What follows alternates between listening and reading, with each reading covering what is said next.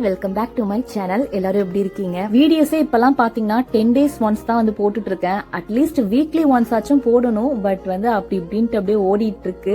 யாரெல்லாம் வந்து என்னோட வீடியோஸை மிஸ் பண்ணீங்கன்னு சொல்லிட்டு கண்டிப்பா வந்து கமெண்ட்ல பண்ணுங்க. சோ இன்னைக்கு ஒரு நம்ம வீக்கெண்ட் vlog தான் வந்து பார்க்க போறோம். இந்த vlog பாத்தீங்கன்னா கொஞ்ச நாள் முன்னாடி எடுத்தது தான், ஃப்ரைடே அன்னைக்கு எடுத்தது. கிட்ஸ்லாம் ஸ்கூலுக்கும் போயிட்டு வந்துட்டாங்க. நாங்க எங்க போயிட்டு இருக்கோம்னு பாத்தீங்கன்னா என் ஹஸ்பண்டோட கசின் வீட்ல வந்து இன்னைக்கு லஞ்சுக்கு வந்து கூப்பிட்டு இருந்தாங்க. சோ அங்கதான் வந்து போயிட்டு இருக்கோம். அதுக்காக மேங்கோ மார்க்கெட்ல பாத்தீங்கன்னா கொஞ்சம் ஸ்நாக்ஸ் மாதிரி வாங்கிட்டாச்சு அவங்களுக்கு கொடுக்கறதுக்காக. என் ஹஸ்பண்டோட இன்னொரு கசின் பாத்தீங்கன்னா அவங்களோட ஒய்ஃப் வந்து விசிட்ல வந்திருக்காங்க. சோ லாஸ்ட் வீக் வந்து நம்ம வீட்ல வந்து விருந்து வச்சிருந்தோம். இப்ப இந்த வீக் பாத்தீங்கன்னா இன்னொரு கசின் வீட்ல வந்து விருந்துக்கு வந்து கூப்பிட்டு இருக்காங்க. சோ அந்த மாதிரி நல்லா போயிட்டு இருக்கு. எங்க வீட்ல இருந்து ஒரு 20 minutes கிட்ட தான் வந்து டிராவல். கரெக்டா ஒரு 2 மணி போலலாம் வந்து வந்தாச்சு. ஏன்னா ஹஸ்பண்டுக்கும் வந்து அன்னைக்கு ஒர்க் இருந்துச்சு. சோ சாப்பிட்டுட்டு டக்குன்னு கிளம்புற மாதிரி தான் வந்திருந்தோம். அங்கேயும் பாத்தீங்கன்னா அதுக்கேத்த மாதிரி போனோடனே வந்து சாப்பாடுலாம் வந்து வச்சாச்சு. சோ அன்னைக்கு ஒரு 2-3 ஃபேமிலி வந்து அங்க இருந்தோம். அன்னைக்கு ஸ்பெஷல் பாத்தீங்கன்னா சிக்கன் பிரியாணி பிளஸ் வந்து சிக்கன் ஃப்ரை ராய்த்தாலாம் இருந்துச்சு. பிரியாணி பாத்தீங்கன்னா நிஜமாலே எனக்கு வந்து ஒரு கல்யாண வீட்டுல பிரியாணி சாப்பிட்ற மாதிரி, ஹோட்டல்ல பிரியாணி சாப்பிட்ற மாதிரி இருந்துச்சு.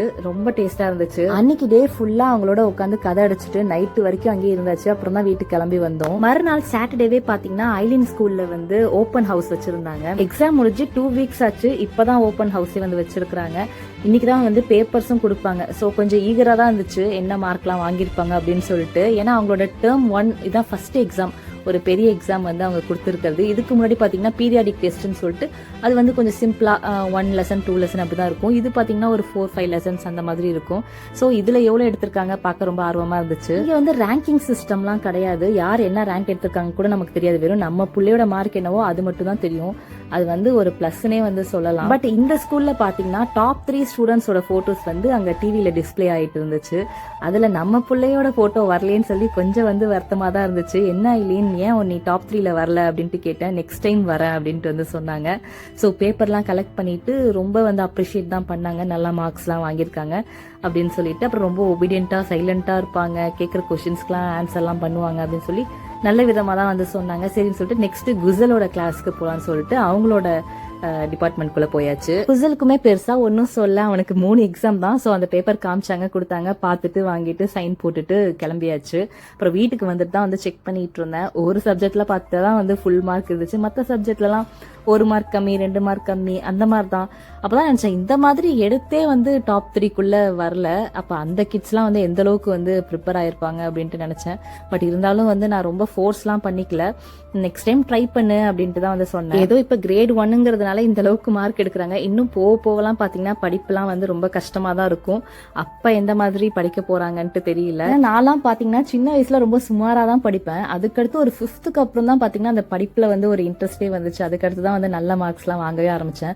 சோ யாரையுமே வந்து ஃபர்ஸ்டே வந்து ஜட்ஜ் பண்ணிட முடியாது. சோ இன்னைக்கு நெக்ஸ்ட் ஃப்ரைடே மார்னிங் கிட்ஸ் எல்லாம் ஸ்கூலுக்கு அனுப்பி விட்டாச்சு. அனுப்பி விட்டுட்டு நான் பிரஷ் பண்ணிட்டு ஒளி செஞ்சுட்டு டக்குன்னு தொழுதுடலாம் அப்படின்னு சொல்லிட்டு இருக்கேன். ஏன்னா இப்ப பாத்தீங்கன்னா அனுப்பி விடுற டைம்ல தான் தொழுவையே நடக்குது. சோ அதனால நம்மளும் வந்து டக்குன்னு தொழுதுடலாம் அப்படின்னு சொல்லி ஒளி செஞ்சுட்டு இருக்கேன். கிட்ஸ் எல்லாம் போறப்ப பாத்தீங்கன்னா ஒரே இருட்டா இருக்குது வெளியில. பாவம், ஏதோ நைட்ல ஸ்கூல் போற மாதிரி இருக்கு அவங்க போறத பார்த்தா. ஏன்னா இப்ப பஸ் வேற நாங்க சேர்த்து விட்டுட்டோம். இப்ப மார்னிங்லாம் ஹஸ்பண்ட் போய் விடுறது இல்ல.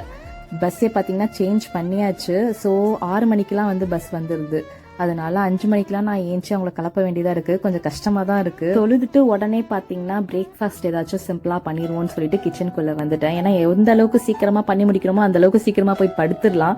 அதுக்காக தான். எதுவுமே சாப்பிடாம போய் படுக்கவும் எனக்கு மனசு வராது. அது மட்டும் இல்லாம எனக்கு ரொம்ப பசிக்கும். சோ அதனால பாத்தீங்கன்னா ஹஸ்பண்ட்க்கு வந்து ப்ளூபெர்ரி ஸ்மூத்தி மாதிரி பண்ணிடலாம்னு சொல்லிட்டு ஓட்ஸ் எல்லாம் போட்டு கர்ட் போட்டு, ஸ்வீட்னஸ்க்கு பாத்தீங்கன்னா டேட்ஸ் வந்து 2 சேர்த்திருக்கேன். இது கூட வந்து சுகரும் சேர்த்துக்கலாம், ஆப்ஷனல் தான். ஆனா தயிரும் நமக்கு கொஞ்சம் புளிக்கும், ப்ளூபெரியும் கொஞ்சம் புளிக்கும். சோ அதனால கொஞ்சம் சுகர் சேர்த்து அரைச்சா டேஸ்ட் வந்து நல்லா தான் இருக்கும். இப்ப நம்மளோட ப்ளூபெர்ரி ஓட்ஸ் ஸ்மூத்தி வந்து ரெடி ஆயிடுச்சு. இது என்னோட ஹஸ்பண்ட்காக தான். எனக்கு வந்து கொஞ்சம் வந்து இந்த புளிப்பா பிடிக்கிறதுக்கு வந்து இஷ்டம் இல்ல. சோ அதனால எனக்கு வந்து சாலட் மாதிரி செஞ்சுக்கலாம்னு சொல்லிட்டு வீட்டுல பாத்தீங்கன்னா ஸ்வீட் பொட்டேட்டோ இருந்துச்சு.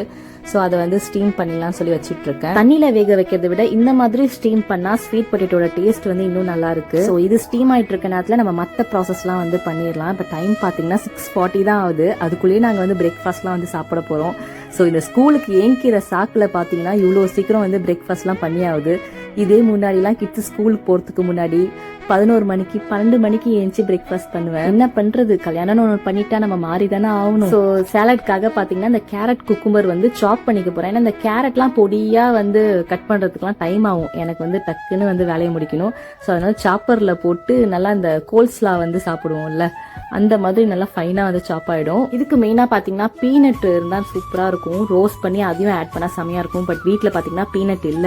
அதனால சரி பரவாயில்ல இருக்கிறத வச்சு செய்வோமேன்னு சொல்லிட்டு செஞ்சுட்டு இருக்கேன். ஸ்வீட் பொட்டேட்டோவும் பாத்தீங்கன்னா நல்லா வெந்துருச்சு. இந்த சாலட் ரெசிபி பாத்தீங்கன்னா நான் ஆல்ரெடி ஷார்ட்ஸ்ல கூட அப்லோட் பண்ணிருப்பேன். அப்புறம் என்னோட முன்னாடி உள்ள வீடியோஸ்லயும் வந்து பாத்திருப்பீங்க. இதனோட ஃபேவரட் சாலட் பயங்கர சூடா இருக்கு, தொடவே முடியல. கொஞ்சம் கொஞ்சமா வந்து பீல் பண்ணிட்டு இருந்தேன். இதையும் பாத்தீங்கன்னா நல்லா ஃபைனா வந்து சாப் பண்ணிக்கலாம். ரொம்ப ரொம்ப சிம்பிளான ப்ராசஸ் தான். ஸ்வீட் கார்ன் பாத்தீங்கன்னா இந்த மாதிரி டின்ல வந்து வாங்கி வச்சுக்கோங்க. அது நமக்கு வந்து ஈஸியா இருக்கும். ஏன்னா இல்லைன்னா ஸ்வீட் கார்ன் அதை வேக வச்சு அதை ஃபுல்லா அதெல்லாம் உரிச்சு சேர்க்கறதுக்கு வந்து கஷ்டமா இருக்கும். ஸோ நான் அந்த டின்ல உள்ளதான் வந்து யூஸ் பண்ணிருக்கேன். அப்புறம் இந்த ஸ்வீட் பொட்டேட்டோ வந்து ஆட் பண்ணிக்க போறேன். என்ன இருந்தாலும் இந்த ஸ்வீட் கார்ன்லாம் பாத்தீங்கன்னா ஃப்ரெஷ்ஷா சேர்த்துக்கிறது அது ஒரு சத்து தான். பட் இந்த மாதிரி ஆப்ஷன்ஸ் இருக்கும்போது நம்ம சம்டைம்ஸ் வந்து யூஸ் பண்ணிக்கலாம். ஸோ இப்போ வந்து கேர்டு வந்து சேர்த்துக்கிட்டேன். இருக்கிற கேர்டு எல்லாத்தையுமே வந்து போட்டுட்டேன், கரெக்டா இருக்கும் அப்படின்னு சொல்லிட்டு. அப்புறம் இதுல கொஞ்சமா வந்து சால்ட், அப்புறம் கொஞ்சமா வந்து பெப்பர், அவ்வளவுதான். நம்மளோட வந்து சாலட் வந்து சூப்பரா இப்ப ரெடி ஆயிடும். ஒரு மிக்ஸ் கொடுத்துட்டா. என்னதான் இந்த மாதிரி பார்த்து பார்த்து சாப்பிட்டாலும் இதோட சத்துலாம் எங்க போகுதுன்னே தெரியலங்க. எப்பவும் உடம்பெல்லாம் வலிக்குது, டயர்டாவே இருக்குது. இந்த மாதிரிதான் உங்களுக்கும் இருக்கான்னு சொல்லிட்டு கண்டிப்பா கமெண்ட் பண்ணுங்க. எனக்கு மார்னிங்கே பாத்தீங்கன்னா பெருசா குக் பண்றதுக்கெல்லாமும் வந்து இஷ்டம் இருக்காது. ஸோ இந்த மாதிரி சிம்பிளா வந்து ஒரு சத்து மாவு கஞ்சி, இல்ல உளுந்து கஞ்சி, இல்ல சாலடு, இந்த மாதிரி ஏதாவது பண்ணி வந்து, இல்லைன்னா ஃப்ரூட் ஜூஸ், இந்த மாதிரி பண்ணி பிரேக்ஃபாஸ்ட்டை முடிச்சுக்கிறது.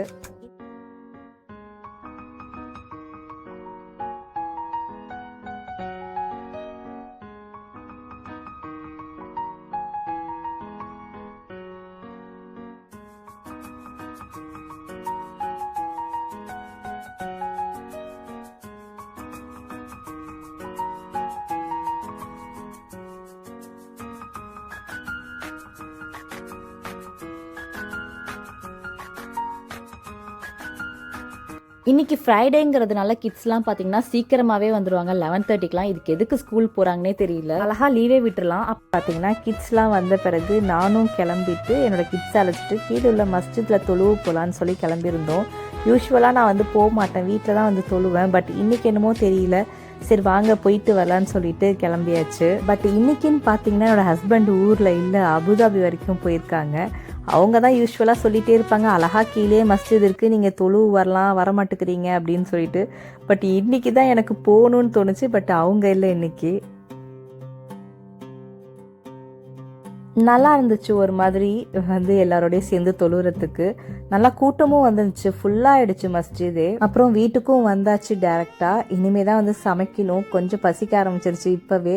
பட் இன்னைக்கு கொஞ்சம் சிம்பிளாக தான் வந்து செய்யலான்னு சொல்லிட்டு இருக்கேன். சிக்கன் ஃப்ரை செஞ்சுட்டு லெமன் ரைஸ் வந்து செஞ்சுக்கலான்னு சொல்லிட்டு. சிக்கன் ஃப்ரைக்கு பார்த்தீங்கன்னா ஃபர்ஸ்ட் அதுக்கான சால்ட் வந்து போட்டுட்டு, அப்புறம் வந்து மிளகாத்தூள், மஞ்சத்தூள், அப்புறம் வந்து மல்லித்தூள் ஆஸ் யூஷுவல் போடுறது தான் எல்லாமே. பட் கடைசியாக ஒரு ட்விஸ்ட் இருக்குது, கண்டிப்பாக பாருங்கள். அப்புறம் கொஞ்சமாக வந்து பெப்பர், அப்புறம் கரம் மசாலா இதெல்லாம் போட்டுட்டு, அப்புறம் இஞ்சி பூண்டு பேஸ்ட் அதுவும் வந்து சேர்த்துட்டு, இந்த கசூரி மேத்தி வந்து நான் யூஸ்வலாக ஆட் பண்ணுவேன். அது ஒரு மாதிரி ஃப்ளேவராக இருக்கும். அப்புறம் அந்த ட்விஸ்ட் இதுதான், இந்த க்ரீன் சட்னி என்கிட்ட இருந்துச்சு. இதில் பார்த்தீங்கன்னா கொத்தமல்லி, புதினா, பச்சை மிளகா, பூண்டு, அப்புறம் லெமன் இதெல்லாம் சேர்த்து அரைச்சது. ஸோ க்ரீன் பேஸ்ட்டையும் வந்து சேர்த்தாச்சு. இப்போ எல்லாத்தையும் வந்து ஒரு நல்லா மிக்ஸ் கொடுத்துப்போம். இந்த க்ரீன் சிக்கன் கபாப்ஸ்லாம் வந்து இருக்கும்ல, ஸோ அந்த மாதிரி நம்ம வந்து ஃப்ரை பண்ணிடலான்னு சொல்லிட்டு, அதுவும் வீட்டிலே இருந்துச்சு, அதனால் அதை வந்து இப்படி யூஸ் பண்ணிடலான்னு சொல்லி பண்ணிட்டேன். டேஸ்ட்டும் பார்த்தீங்கன்னா கொஞ்சம் டிஃப்ரெண்ட்டாக நல்லா தான் இருந்துச்சு. இந்த க்ரீன் சட்னி பார்த்தீங்கன்னா அவ்வளோ சீக்கிரம்லாம் வந்து கெட்டு போகவே போகாது.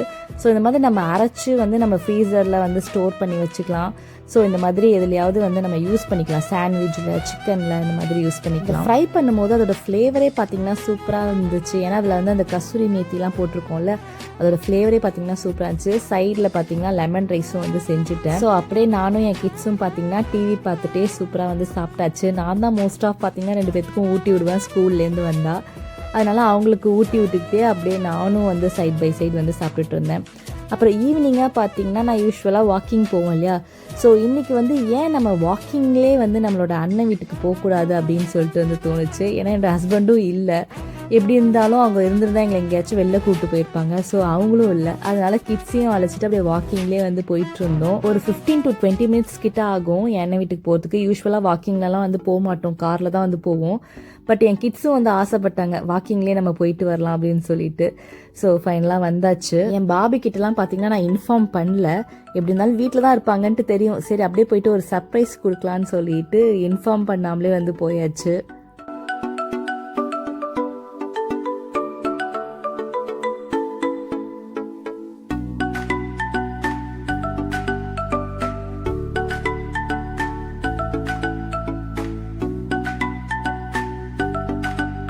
பிள்ளைங்களாம் எங்களை பார்த்தோன்னே வந்து ஹாப்பி ஆயிட்டாங்க. போறதே பார்த்தீங்கன்னா இவங்களோட சந்தோஷத்துக்காக தான். போனோடனே அவங்கவுங்களோட செட்டோட வந்து சேர்ந்தாச்சு. ஆனால் இந்த அர்ஷுக்கு தான் பார்த்தீங்கன்னா குசல் செட் ஆயிட்டாப்ல, வேற வழி இல்லாமல் பாய்ஸ்க்கு பாய்ஸுங்கிற மாதிரி செட் ஆயாச்சு. இன்னொரு பக்கம் ஐலின் ரேயாவும் போனோடனே டிராயிங் பண்ண உட்காந்துட்டாங்க. அவங்க 2 பேத்துக்கும் வேற வேலையே கிடையாது. எப்போ சேர்ந்தாலும் டிராயிங் பண்ணுறது, கலர் பண்ணுறது, இதுதான் அவங்க வேலை. ஸோ ஐ ஹோப் இந்த vlog உங்களுக்கு பிடிச்சிருக்குன்னு நினைக்கிறேன். அப்படி பிடிச்சிருந்தா மறக்காமல் லைக் பண்ணுங்கள், ஷேர் பண்ணுங்கள், கமெண்ட் பண்ணுங்கள் அண்ட் சப்ஸ்கிரைப் பண்ணுங்கள். தேங்க்யூ.